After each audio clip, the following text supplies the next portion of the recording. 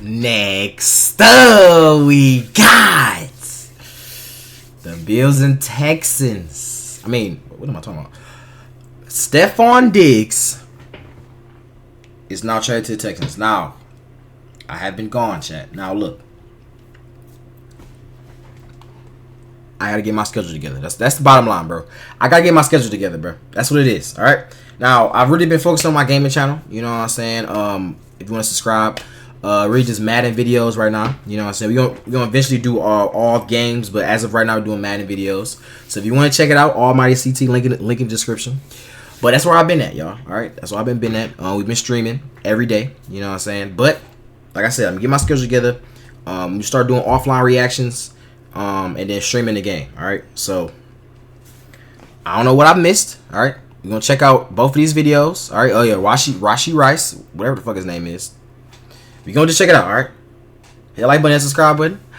Let's just hop into it. Bills to the Houston Texans. Stefon Diggs, who is about to enter his 10th season in the NFL. In exchange for a 2025 second-round pick. Nah, I ain't gonna lie.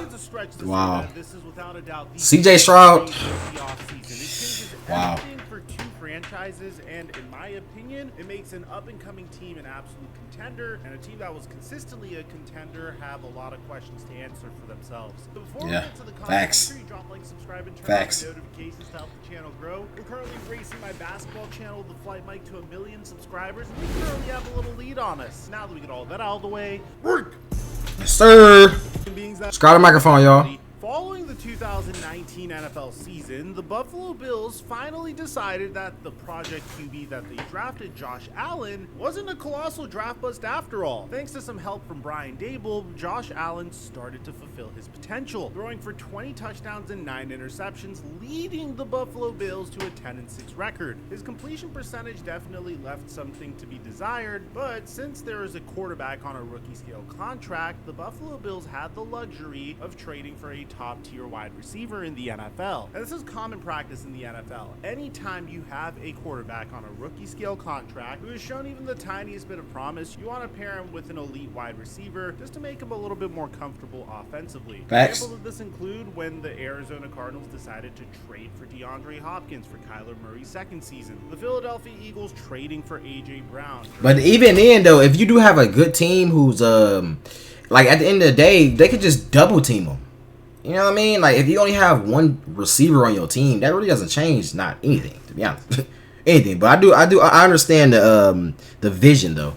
I understand the vision for sure. Miami Dolphins trading for Tyreek Hill to make things easier on Tua, and even the trade that we're about to cover in this very video. Ultimately, the Minnesota Vikings traded Stefon Diggs and their 7th round pick to the Buffalo Bills for their 1st round pick, 5th round pick, and in the 2020 NFL draft. That's crazy. Ironically, that 1st round pick would turn into Justin Jefferson, but this completely altered the careers of both Josh Allen and Stefon Diggs. Stefon Diggs was a very solid wide receiver, but when he was with Minnesota, he had 2 1,000-yard receiving seasons. The moment he got traded to Buffalo, he had a 1,500-yard receiving season and had at least 1,000 yards receiving each and every season. The Buffalo Bills were contenders each and every season during the Stefon Diggs and Josh Allen era, but they had trouble making it to the promised land, although they came close multiple times. But now let's see. Now we know it's the iconic picture of Stefon Diggs looking into the wind, sad because he just lost the playoffs.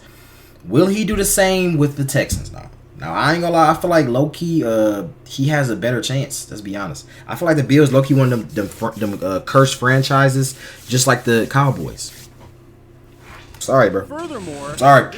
I'm sorry. Catapulted Josh Allen into the next tier of elite QBs. In the very beginning, people were questioning if Josh Allen was as good, if not better, than Patrick Mahomes. Every single year, Josh Allen had at least 4,000 yards passing, and in his first season, his completion percentage went all the way up to 69%. Now, of course, this didn't come without its own hiccups. During the 2022 playoffs, when the Buffalo Bills season got ended at the hands of the Cincinnati Bengals, this clip of Stefon Diggs yelling at Josh Allen went viral. A little frustration here. Yo! Diggs wants to win.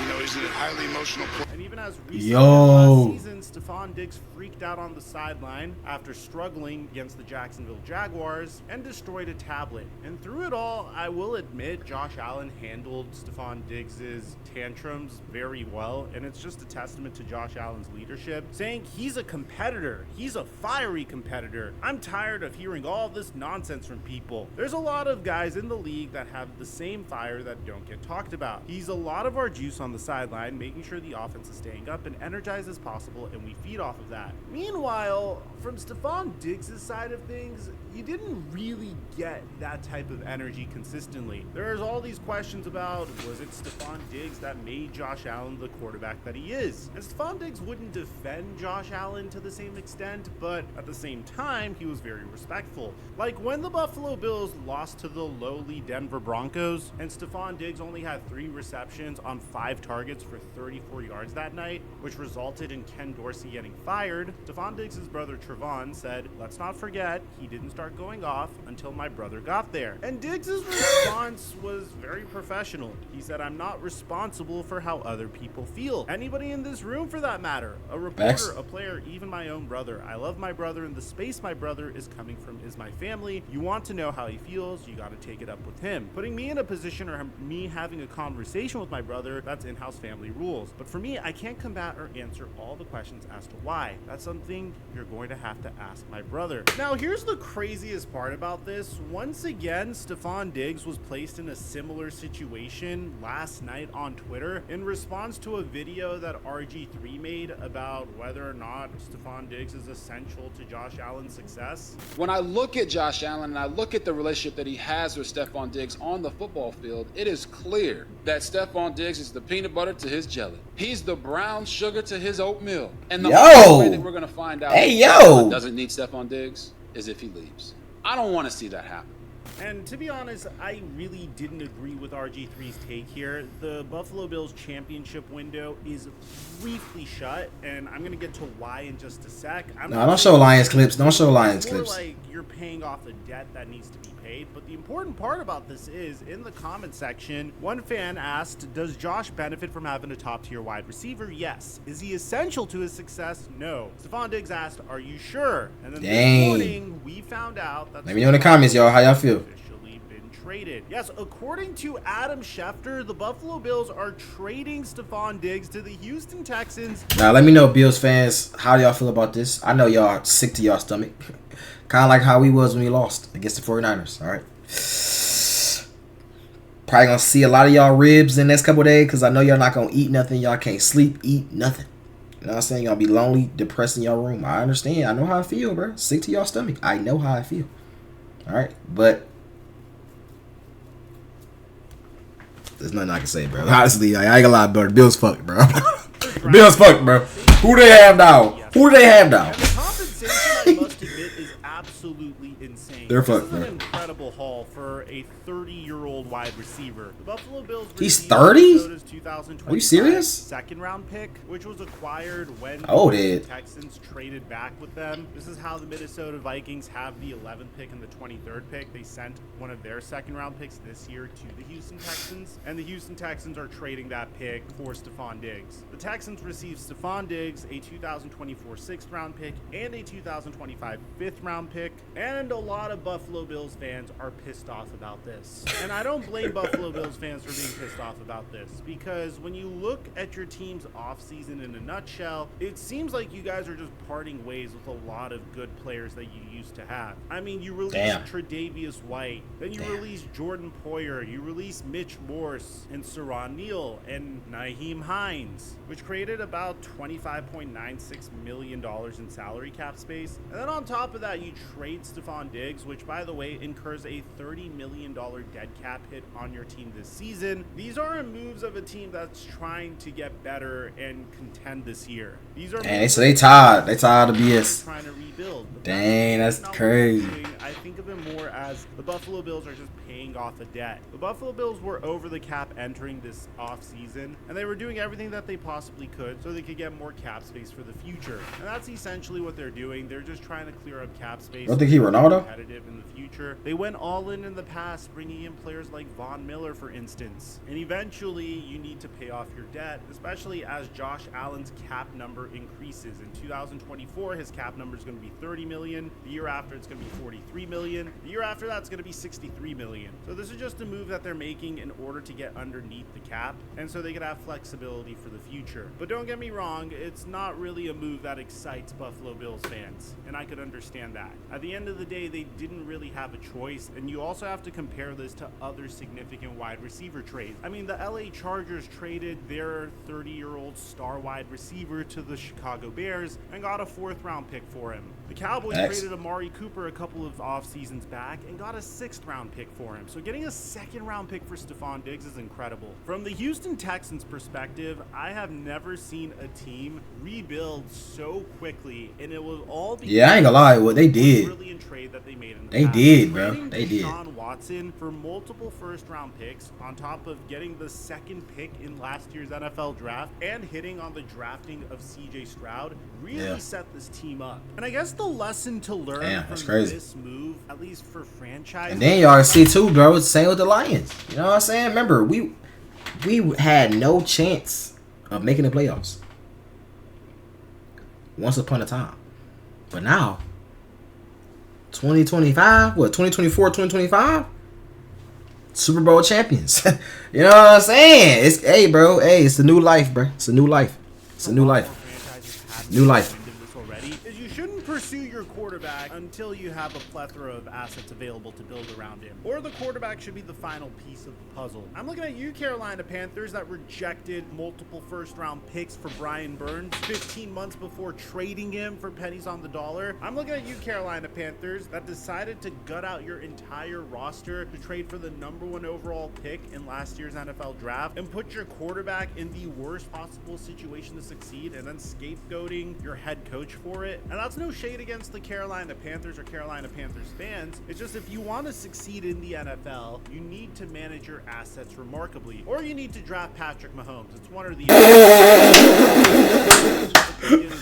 It's something that we've seen multiple times. You have a promising rookie quarterback that finished 8th in MVP voting this past year, won Rookie of the Year, and became a Pro Bowler, completed 64% of his passes, threw for over 4,000 passing yards, 23 touchdowns, and 5 interceptions. You already had 2 legitimate wide receiver ones on the roster in Nico Collins and Tank Dell, and now you pair that with Stefon Diggs. But that's not all the Texans did this past offseason. He's scary now. They legitimately built a strong team around CJ Stroud, both offensively and defensively. And the craziest part of all is they didn't need to gut out their roster to do it. For the Buffalo Bills, there is a huge question about who is going to be catching passes from Josh Allen this year, and there are multiple solutions to solve this problem, although I don't necessarily know which direction that they should take. On one hand, you could go ahead and trade for Brandon Ayuk or T. Higgins, but what is T. Higgins and Brandon Ayuk worth at this point? If you think about it, you just traded Stefon Diggs, who is a 30-year-old wide receiver who's had 1,000-yard receivers each and every season for your franchise, for a 2nd round pick. So what is Brandon Ayuk worth? What is T. Higgins worth? Nah, that's kind of crazy. Obviously, it'd be a dream scenario for Buffalo to acquire any of those players. But then once you acquire T. Higgins, bro, this dude. The question of how much are you going to pay them? Then you're going to have to pay your brand new wide receiver 1, and then there's the question of why even trade Stefon Diggs to begin with. Obviously, the clear-cut dream scenario for the Buffalo Bills here is to reset the clock at the wide receiver position with a rookie wide receiver in this year's NFL draft. Problem is the Buffalo Bills aren't really in striking distance of any of the exciting wide receiver prospects in this year's NFL draft. But I don't think that matters. You don't need to select a wide receiver within the first 10 picks for them to pan out. Yeah, facts. Facts. That's facts. That's facts. Jigba and Zay Flowers and Jordan Addison all came in the late 1st round. Now, are the wide receivers this year as deep as in years past? I definitely think so. If you can figure out a way to get Brian Thomas Jr. on your roster, or Adonai Mitchell or Ladd McConkey in the 1st round, that's 5 years where you don't have to pay a wide receiver maximum money. And this has also been consistent with my championship philosophy in the past. You never want to have one of the highest paid wide receivers in the NFL on your roster, unless if you have a rookie scale contract, you could get away with it. But historically, wide receivers that are being paid within the top 5 highest paid wide receivers in the NFL don't win Super Bowls. I can't even think of the last time a top 5 highest paid wide receiver in the NFL won a Super Bowl. And that's not to say that the Houston Texans aren't going to win a Super Bowl, because in this case, Stefon Diggs isn't going to have a huge... Bro, I'm not trying to see his ass jiggle in my face. The Bills are doing what they're doing, especially considering their cap situation entering this offseason. So I'm projecting this year to be a very tough year for Buffalo Bills fans. I mean, it wouldn't surprise me if you guys made it to the playoffs. It wouldn't surprise me if you guys finished 8-9. It wouldn't surprise me if you guys finished 6-11. It's pretty much an offseason where you guys have to pay up for all the risks you made in years past. And as a result, that's why Stefon Diggs was traded to the Houston Texans. That's low-key fucked up, I ain't gonna lie. Minus for this trade, you might be wondering, why am I rating them so high? Well, it's because they got a second-round pick for a receiver that's going to turn 31 years old this year. I give the Houston Texans an A+ for this trade. Obviously, CJ Stroud is placed in one of the greatest situations in the entire NFL and has a very exciting roster. And this, I feel like this low-key too is one of the times where like a good player made a bad team good. And that's literally what they do that for. Give all the worst teams the number best picks, you know what I mean? Because they need it, obviously. But it never pan out because the team be so ass, it bring the player down. So now it's just a waste of talent. You know what I'm saying? So this is one of the times that's actually like, it actually panned out the right way. You know what I'm saying? So this really would, if this could happen to like all the trash teams, we have an actual, like imagine every NFL team was a good team, like a really decent team. Like, you know what I mean? Not no just pushover. I mean, every game, it's going to be so much content. Every game is a good game. You know what I mean? You don't know who gonna win.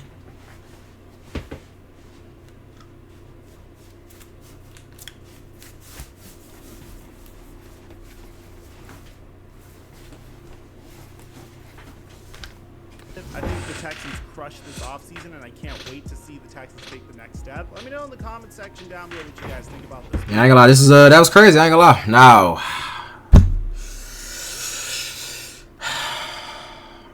Rashee Rice, bro. It's always these niggas with this last name Rice. Y'all always doing some. Let's just. I really just like making videos like this because on one hand, I want to feel empathy for all of those involved. I want to be understanding that people that are young make really silly mistakes, but at the same time, when you make a silly mistake, sometimes you won't be forgiven for that mistake. Sometimes the mistake is so bad that it will, without a doubt, alter the course of your life. And fortunately, at least in this instance, it's not one of those scenarios. At the same time, things are looking really bad for Rashee Rice, as at the time that I'm making this video, we still don't know where he is. So before we get to the content, make sure you drop like, subscribe, the fuck? and turn on our notifications. Bro, think he did he? Bro, now that we get all that out of the way, what's going on, strange? This can't seem to let go of the thing. Subscribe to the microphone. Microphone kind of buff, huh? Mic check 1 2 1 2. What's going on, everybody? Happy Easter, everybody. The Kansas City Chiefs are no strangers. Happy Easter, y'all.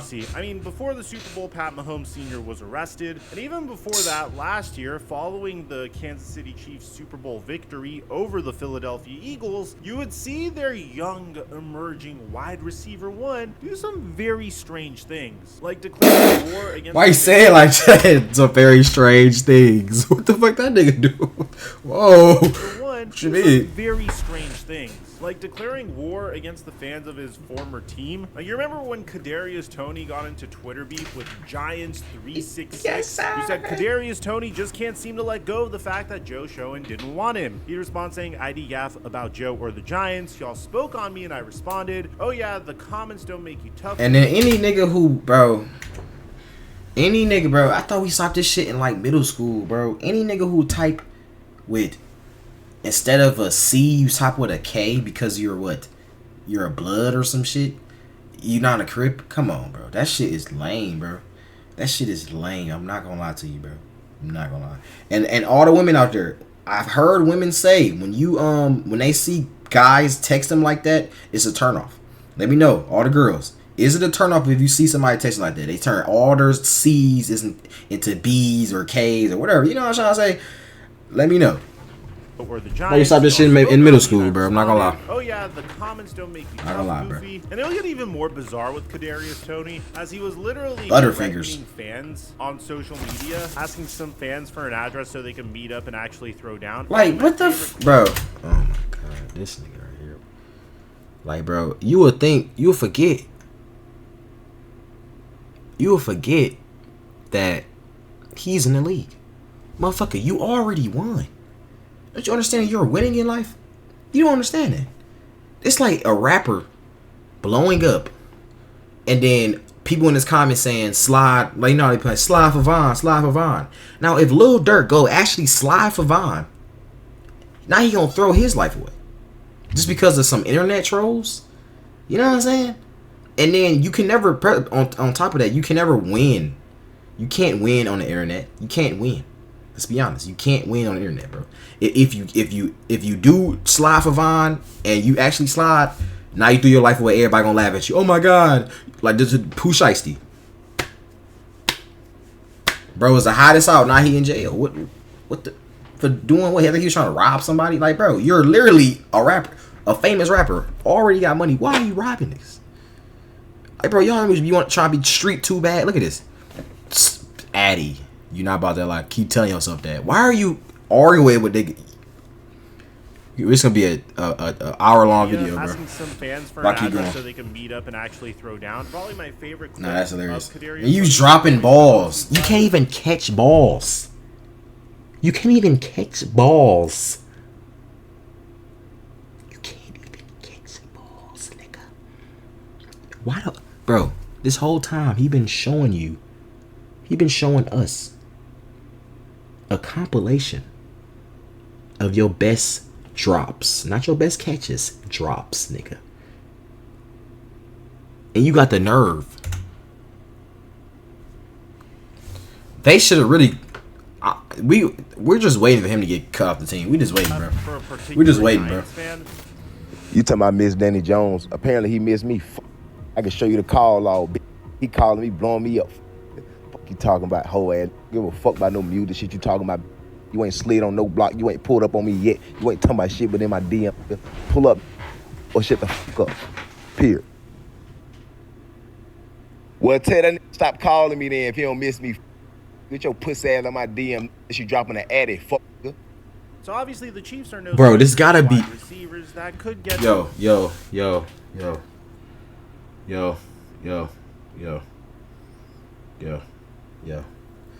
Now I understand niggas who, you know, grew up in that street life and shit.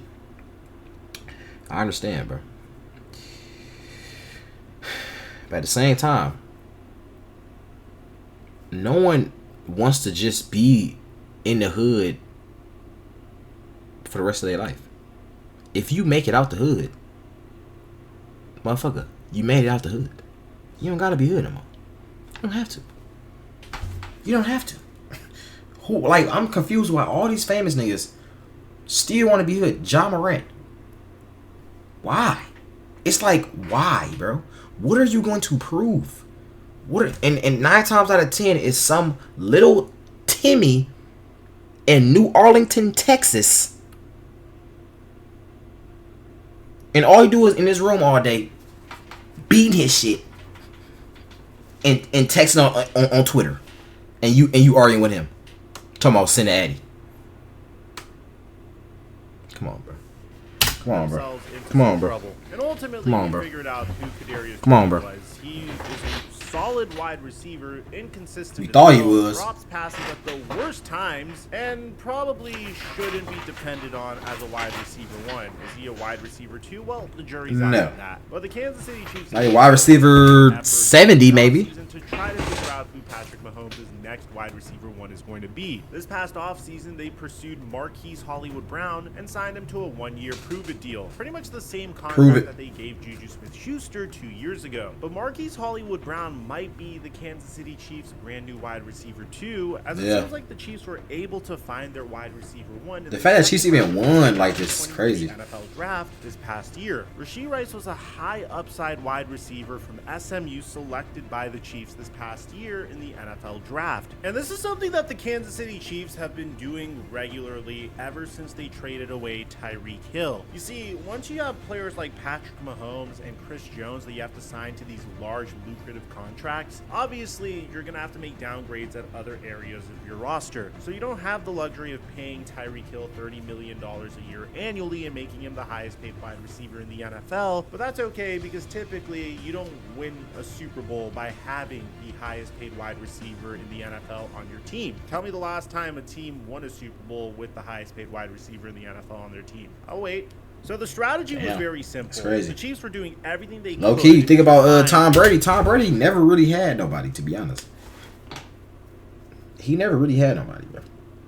Like, all his teams really mid, bro. If you be honest, he made him sweet.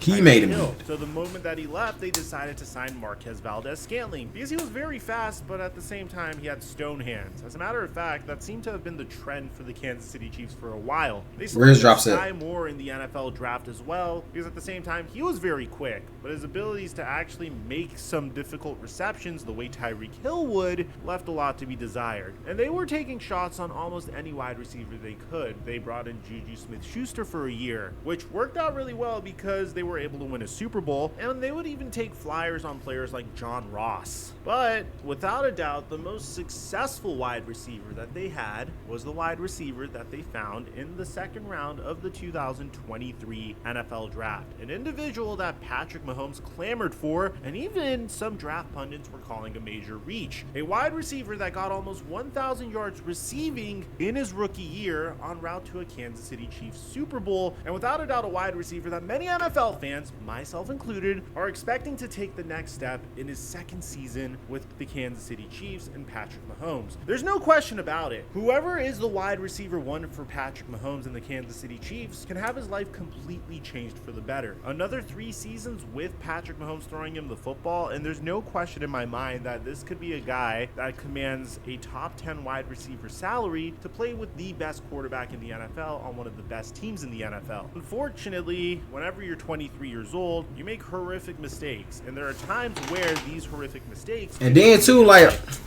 Cameron Sutton just went to jail too, domestic violence. I seen that, but honestly, we don't give a fuck. We don't give a fuck about that. You know what I mean? First of all, you beating on, I don't know if he say he's beating on his girl. If you're doing that shit anyways, get the fuck out of the team. And then on top of that, you're not even good anyway. So, like I said, we don't care, bro. You know what I'm saying? Please leave. We was actually hoping to happen.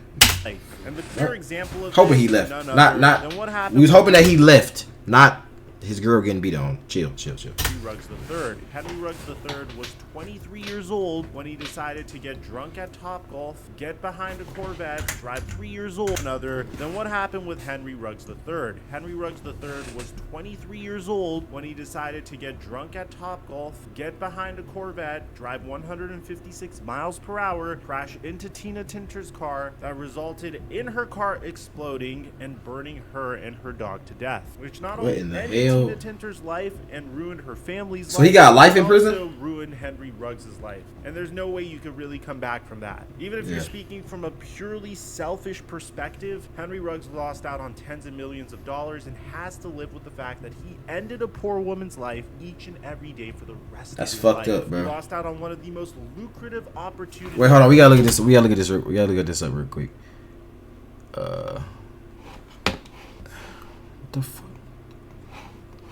What the fuck up? Alright. Wait, oh, wrong. Oh, there we go.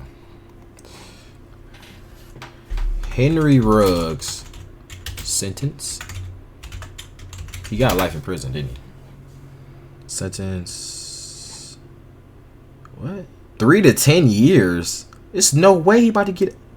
What the? 3 to 10. He killed somebody. He about to get 3 to 10 years. That's fucked up. Damn. World Damn. I thought you were gonna give him life. behind the Corvette while he was way over the legal limit, and his life will never be the same as a result of that. And on one hand, I want to understand you're young and you're dumb and you make horrific mistakes, and if you're lucky, you can learn from these horrific mistakes. In Henry Ruggs' case, his mistake was so bad that it ruined multiple people's lives and ended lives, and now he's paying the ultimate price for it. And a lot of people think it should have been way, way worse. And the reason I'm bringing this up is a huge parallel is being drawn between what happened with Henry Ruggs and what happened with Rashee Rice. As according to Adam Schefter, police are currently searching for Rashee Rice due to a major accident. Now this is really scary if you think about it. Here's the official video. Live look now at 75 Central Expressway near Lovers Lane in Dallas. Just minutes ago, Dallas police told us multiple cars were involved in an accident there in the northbound lanes. At least one person is in the hospital tonight. Because according to ESPN, police are searching for Kansas City Chiefs wide receiver Rashee Rice in their investigation of a major accident Saturday in Dallas, according to the Dallas Morning News. And the details are just bizarre at the time that we're recording this video. A police call sheet obtained by the Dallas Morning News confirmed that officials were searching for Rashee Rice in connection with the crash. A Dallas police spokeswoman told the newspaper that a driver in a Chevrolet Corvette and a driver in a Lamborghini were speeding and both lost control in their vehicles, with the Lamborghini hitting the median wall and causing a chain reaction collision involving 4 other vehicles. And this is where some of the parallels are being drawn. Henry Ruggs was in a Chevy Corvette when he got into his car crash. Now, at the time that I'm recording this, we don't know if this is a DUI, but the assumption is I think you've seen this clip. Vehicles, the Lamborghini and the Corvette, were racing one another, which is not a good look either. The police spokeswoman told the Morning News that occupants of the Lamborghini and the Corvette ran from the crash site. She said 4 people had minor injuries, including 2 who were taken to the hospital. If you take a look at the pictures as well, the story is very jarring. The pictures came to us via TMZ. So according to this, the car accident that cops say Rashee Rice's vehicle was involved in was a mess on the side of a freeway in Dallas. See, this is why I gotta get me a what's it called, a dash cam, yo. I need to get one, bro. Chad, do y'all have a dash cam? I need to get one, bro, cause like if anything happens, you won't never, like, they could literally just go to court and say you fucked them up. You know, now it's a he say she say thing.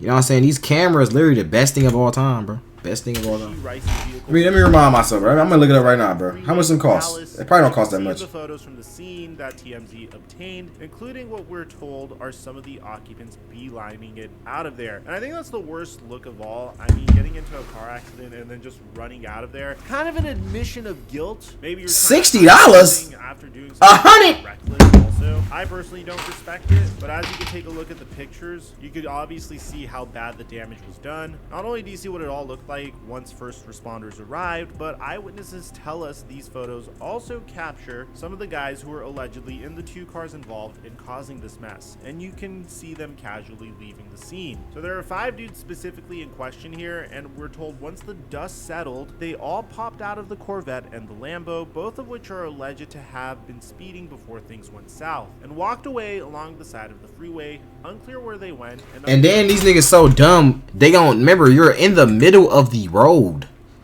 bro. And then another, bro, think about it. You're in the middle of the road, and this other dumbasses just like you speeding, and they don't have, their brakes not that good. So, and there's another thing too. You remember, this is something I always tell myself when I'm driving. Just because I have good reflexes and I know how to, you know, if I ever get into something, I can swerve out the way or whatever, you know what I'm saying, good pause, and just great all around, you know what I'm saying, go to driver. Other people not like that. People will get scared and they just not do anything. They just, like, say somebody speeding down at 100 miles per hour and see your car looking towards them, they be like, they won't try to get out the way. They, oh my god, and just keep going, and then they ain't gonna smack your car. Look at them. They can get y'all walking, y'all. It's a whole nother lane. Somebody could be speeding, just ready to GTA style. But no, bro. That's how people die too, just like that. In any case, cops now say they want to speak with Rashee because they say one of the vehicles that was alleged to have been speeding is registered to the Kansas City Chiefs wide receiver. Now, the cops didn't say which vehicle belonged to him, nor did they say he's a suspect. But the cops do say a total of 6 vehicles were torn up due to this accident, and there were only minor injuries as a result. Still, they're obviously trying to pin down who these fellows were, as police allege that they straight up left without checking on anyone or leaving any info. So here's where it gets a little tricky, because according to these photos of TMZ, there is this one image with a human that does slightly resemble Rashee Rice, and it's kind of difficult to determine whether or not this is Rashee because I can't tell if he has the same tattoos or anything. The only thing we can really tell is you can tell that he has a bracelet on his left wrist here, and if you go into his Instagram, on one of his Instagram photos, he has the same exact bracelet. But again, very difficult for me to tell from this picture if that definitely is Rashee Rice. It look like him, bro. And as time went on, I know a black man when I see one. Footage of this a black thug. So you can see how it all went down, and apparently this involved a mother and her 4-year-old child as well. And I think the craziest part about this is you can see this all go down in real time, and as it does go down in real time, the immediate reaction seems to be for those involved in the accident to get out of the car as soon as possible, and it seems like they're walking away from the scene immediately. Like, it's almost as if that was their immediate reaction, so to speak. So obviously it's a very tough situation for Rashee Rice, especially for it to have gone this long without us figuring out whether or not Rashee Rice was involved in the incident. At the end of the day, I'm just thankful that this wasn't any worse than what it could have been. I'm glad that no lives were lost. But at the same time, racing with a Corvette and a Lamborghini Urus is absolute insanity on the highway, especially because Corvettes are notorious for their poor handling, but you shouldn't be racing on the highway to begin with. I'm just happy that everyone's alive. Bro, that shit literally like GTA, bro. That's crazy. But at the same time, I can't really give my full judgment on the situation until we really find out what happened, whether Rashee was involved or whether his boys were just taking his vehicle out for a joyride. Let me know in the comment section. Yeah, I ain't gonna lie. That's why I feel like he low-key could play it off like that. Like, my friends was driving my car, which is kind of fucked up, bro, because, you know, take responsibility, but hey.